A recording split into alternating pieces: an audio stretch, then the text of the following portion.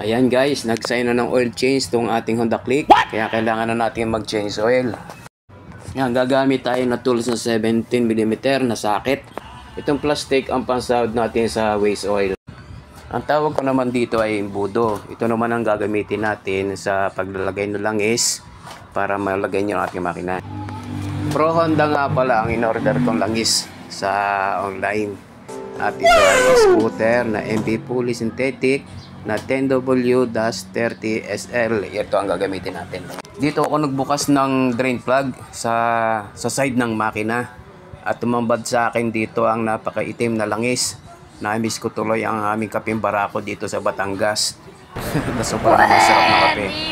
Ganito ko grabe, kaitim ang langis na nakuha ko dito sa Honda Click.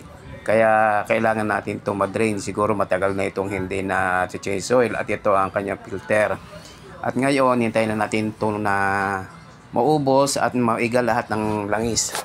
At kinailangan din natin buksan itong kanyang dipstick para mas mabilis na bumaba yung langis niya at mabilis natin itong maiga, madrain. Gumamit din tayo ng 12mm na wire range dito para mabuksan natin ng ilalim ng plug nito ng makina para sigurado natin wala na siyang langis at na-drain ang lahat. Ganito pala karami ang nakuha natin langis na ma-drain natin ang ating makina. At ito ang kanyang filter na screen na ating ibabalik. Nalinis ko na rin po ito. Kung paano nyo tinanggal yung mga screen nito at saka yung spring at saka yung plug, ganun din nyo po ibabalik. At pag binalik nyo po, dahan-dahan po natin itong isasara at huwag natin masyadong kahigpitan para hindi naman malostred itong kanyang drain plug at hindi naman tayo magkaroon ng problema.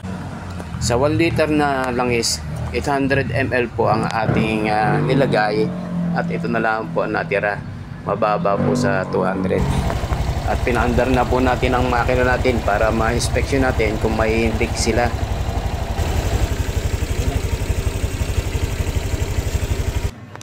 Balik sa normal na ulit ang ating panel gauge. Kaya let's go rides na ulit mga tropa peeps.